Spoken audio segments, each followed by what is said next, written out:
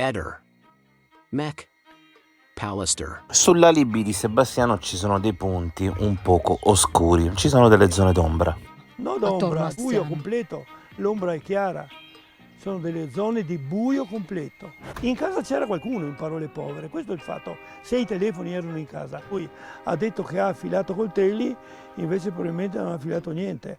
Ha fatto qualcos'altro, probabilmente, e sarà giusto scoprirlo. Alle 10.56 c'è una chiamata sul telefono di Liliana e dopo soli 4 secondi entra la segreteria telefonica. Sebastiano, sei stato tu ad attivare la segreteria quella mattina? Assolutamente no, la procura ha verificato tutti i miei spostamenti, tutti i miei movimenti, perciò saranno loro a dare queste risposte.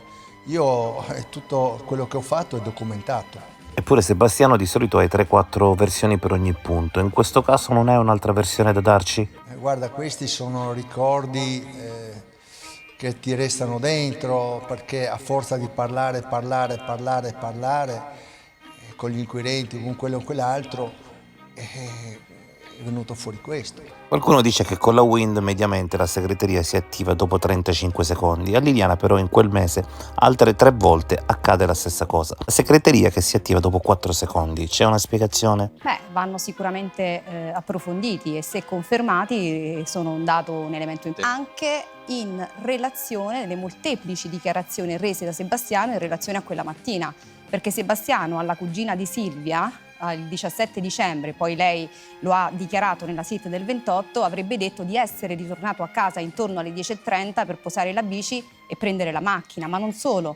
Lo stesso Sebastiano in procura avrebbe detto in una SIT che è rientrato in casa intorno a mezzogiorno, poi sarà smentito dai tabulati e dall'aggancio delle celle del suo telefono, quindi è Sebastiano che l'ha dichiarato di essere rientrato a casa intorno a mezzogiorno, invece poi dai tabulati risulta di essere rientrato intorno alle 13.45. Quindi Sebastiano, tu confermi che non eri a casa in quell'orario, non eri tu a rispondere a quelle chiamate, a deviarle? Assolutamente, io tutto quello che ho fatto è stato verificato. Faremo ulteriori approfondimenti anche perché è emerso che, come diceva Ilaria Mura, l'estrazione della copia forense del cellulare phone è parziale. Poi risultano, per esempio, dai tabulati è presente la telefonata delle 8.22 che Liliana avrebbe fatto a Claudio, così come risulta anche dal telefono di Claudio, però in realtà è stata cancellata dal telefono di Liliana, quindi questo è un altro approfondimento che chiaramente vogliamo fare. Che ora è stata cancellata e in quale giorno ci può dare anche delle risposte su chi potrebbe aver effettuato quella cancellazione. Sebastiano, se il 13 avevi il Samsung in mano, probabilmente hai fatto delle foto al display di Liliana quando cercavi come bloccare i contatti, ma sei stato anche tu a cancellare poi delle cose dal telefono? Assolutamente no. Devi sapere che la banda degli onesti probabilmente ha dei sospetti sulla banda dei disonesti. Insomma, loro facciano quello che ritengono opportuno fare. Io sono qua a disposizione, quello che ho detto agli inquirenti, sono stato... Con un numero Wind sono entrati nel 36 di via Donadoni a fianco al tuo e hanno fatto un esperimento. A 6 metri dalla porta il telefono prende con 2 tacche. Il tuo laboratorio era più profondo di quello? Bisogna chiarire una cosa, intanto è un ambiente molto molto più piccolo, ci sono delle mura che sono così, sia da una parte sia dall'altra e in fondo.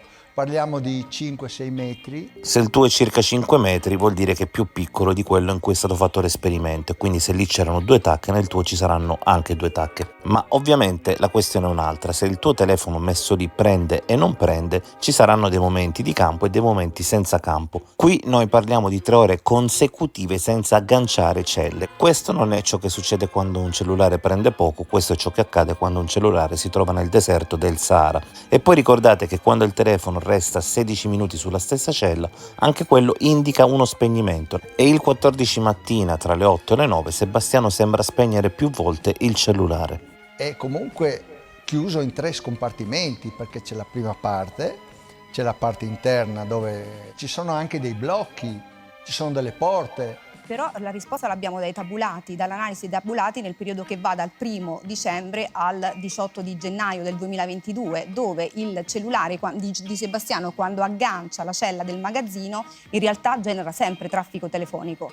Guarda, io ricordo molto bene quel periodo lì perché eravamo sotto Natale, di conseguenza per me è un periodo dell'anno in cui il mio lavoro dei coltelli assume dimensioni enormi.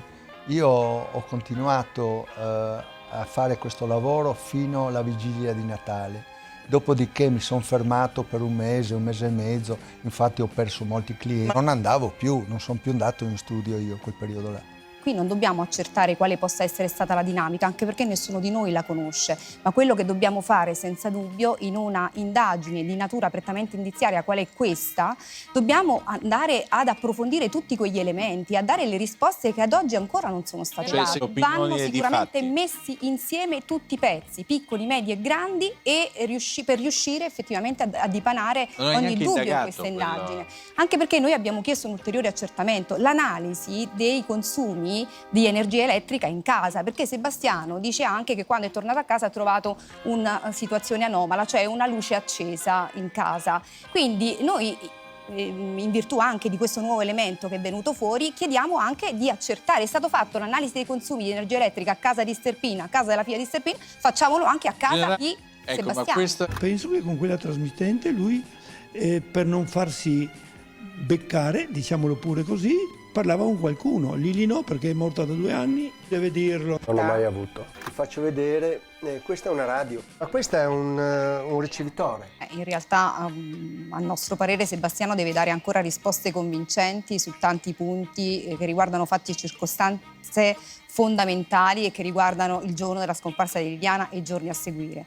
Per esempio deve ancora dirci perché blocca il numero di Claudio poco prima di andare a fare la denuncia di scomparsa, deve ancora spiegare tutta la problematica legata al cordino, perché lì c'è un contrasto tra 2 verità, è insanabile, e una delle 2 verità è degli inquirenti, quindi o hanno mentito gli inquirenti o mente Sebastiano. Sebastiano deve ancora rispondere perché allo Stato non è ancora credibile per quanto riguarda. Prego. Guarda, sono fantasie sue, ma guarda, io volevo chiederti una cosa, ma perché non parlate sempre di me, ma c'è anche il signor Sterpin? Eccolo! Perché non ci spiega di quella telefonata dei 16 minuti? Un'altra volta, noi abbiamo pazienza, hanno pazienza i cosi. Poi diciamo una cosa importante, dove sono le chiavi di Liliana? Capisci? Cioè abbiamo trovato la luce accesa, qualcuno è entrato in casa quella mattina, il signor Sterpin mi pare che sia passato di lì 2 volte, mi pare, sotto casa. Cioè, ma stai... Non ipotizzo niente, l'unica cosa è perché tutte queste cose che io devo ogni settimana giustificare, che dice così, colà. Scusa. Io non ho parlato del signor Sterpin, io ho detto mancano le chiavi, cioè non lo so, qualcosa di strano c'è. Claudio, da quando Covalero, dopo aver fatto sparire il sacco termico e tolto anche i nastri dei sigilli da parte delle forze dell'ordine, sei sempre a Roseto? Come mai? È chiaro che è un luogo per me ormai simbolico e veniva semplicemente a fare qualche passeggiata con i cagnetti di Gabriele Salvo, che adorava la cagnetta lei.